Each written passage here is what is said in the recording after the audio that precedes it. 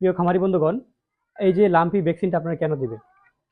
বর্তমানে আমি যে এলাকার মধ্যে থাকি, অর্থাৎ একটা ধর্মগড় ইউনিয়ন, মাধবপুর থানা, হবিগঞ্জ জেলা।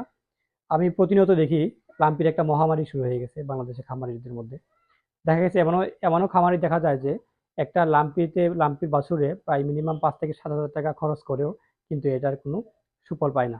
কাজেই আপনারা যদি আপনার গবাদি পশুগুলোকে সুরক্ষা দিতে চান, তাহলে আপনারা অবশ্যই লাম্পি হওয়ার আগে আপনারা আপনাদের পশুগুলোকে লাম্পির ভ্যাকসিন করে নেবেন। ভ্যাকসিনটা হচ্ছে আপনার এলএসডি অ্যান্ডল। এটা হচ্ছে আপনার একমি কোম্পানির একটি ভ্যাকসিন, বর্তমানে বাজারে নতুন আসছে।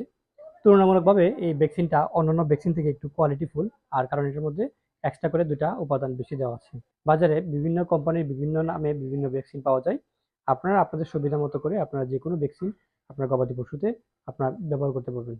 প্রিয় খামারি বন্ধুগণ, আমি এখন আছি ১ নং ধর্মগড় ইউনিয়নের রসুলপুর গ্রামে।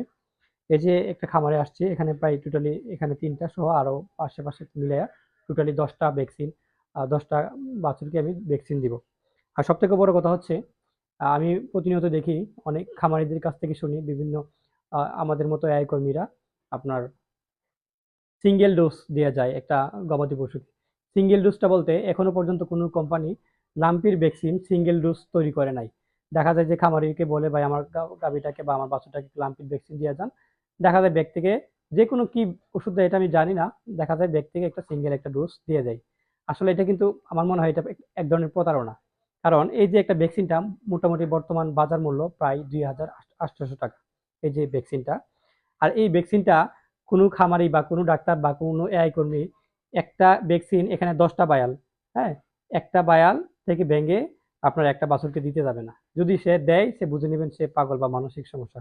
আর সবচেয়ে বড় কথা হচ্ছে, এই যে ভ্যাকসিনটা, এই ভ্যাকসিনটা কিন্তু আপনার তাপমাত্রা মেইনটেইন করে পরিবহন করতে হয়। এই যে আমি ভ্যাকসিনটা রেডি করার সাথে, সাথে কিন্তু আপনার এই ভ্যাকসিনটা এই গবাদি পশুর শরীরে পুশ করতে হবে। আরেকটা বিষয় হচ্ছে, এই যে ভ্যাকসিনটা আমি রেডি করে এখান থেকে আমি ধর্মঘর গিয়ে অন্য গাভীতে বা অন্য পশুতে ভ্যাকসিনটা দিব, এর কোনো সুযোগ নাই।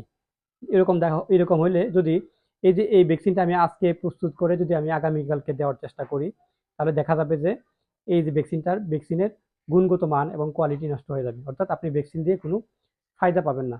কাজেই আপনারা যারা ভ্যাকসিন দিবেন, আমি আপনাদের কাছে আবারও সচেতনমূলক ভিডিওটা তৈরি করছি। অবশ্যই আপনারা ভ্যাকসিনের তাপমাত্রা মেনটেন করে রাখবেন এবং ১০টা বাছুরকে একসাথে আপনারা ভ্যাকসিন দিবেন। ফলে দেখা যাবে যে আপনারা ভ্যাকসিনটা যেই টাকা খরচ করে ভ্যাকসিনটা দিবেন, সেই টাকা আপনাদের উসুল হবে। আর সবচেয়ে বড় কথা হচ্ছে, এই ভ্যাকসিনটা এখনো সরকারিভাবে এখনো আসে নাই, প্রক্রিয়া চলছে অথবা আসতে পারে রিসেন্টলি। এখনো সরকারিভাবে ভ্যাকসিনটা আসে নাই, সেজন্য তুলনামূলকভাবে একটু দাম বেশি। আর সরকারি যে ভ্যাকসিনগুলা বর্তমানে আছে, তরকা রোগের ভ্যাকসিন, তারপর হচ্ছে আপনার এফএমডি রোগের ভ্যাকসিন, খুরা রোগের ভ্যাকসিন, এগুলো আপনার তুলনামূলকভাবে খুবই কম দামে আপনারা চাইলে দিতে পারবেন।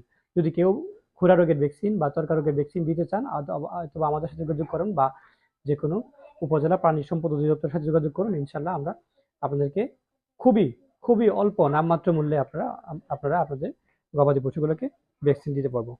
প্রিয় ভিউয়ার্স, আমি ভ্যাকসিনটা এখন ভ্যাকসিনটা প্রস্তুত করে নিচ্ছি।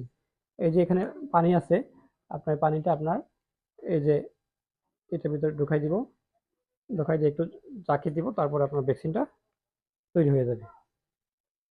হুম, ২ থেকে ৩ মিনিট এরকমভাবে জাঁকিয়ে দিলে ভ্যাকসিনটা তৈরি হয়ে যাবে। আর এখানে হচ্ছে আপনার টোটালি ২০ মিলি ভ্যাকসিন।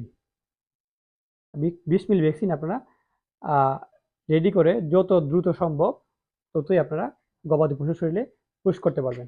আর পুশ করার ক্ষেত্রে অবশ্যই আরেকটা বিষয় খেয়াল রাখতে হবে, যে বাছুরগুলার বয়স আপনার ১ মাস ১ মাসের কম, সেই বাছুরগুলাকে আপনারা ভ্যাকসিন দিবেন না। আর যে গাভীগুলা আপনার রিসেন্টলি বাচ্চা প্রসব হবে, ধরেন ১ মাস ১০ দিন ১৫ দিন পরে বাচ্চা প্রসব হবে, সেই গাভীগুলাতে ভ্যাকসিন না দেওয়াটাই উত্তম।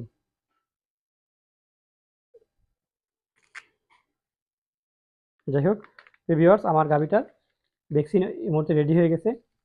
আমি এখন আপনাদেরকে দেখাবো একটা পশুতে কি পরিমাণ ভ্যাকসিন দেওয়া যায়। ভিউয়ার্স, এইটা হচ্ছে লাম্পির ভ্যাকসিন। এটা হচ্ছে এলএসডি অ্যান্ডল। এটার মধ্যে রয়েছে ২০ মিলি। এটা প্রতিটি গবাদি পশুর ছোট বড় যদি আপনার ২০০ কেজিও হয় তাহলেও ২ মিলি, যদি ৫০০ কেজি হয় তাহলেও ২ মিলি, যদি ২০ কেজি ওজন হয় তাহলেও আপনার ২ মিলি গবাদি পশুর শরীরে এই যে এভাবে চামড়া ধরে আপনারা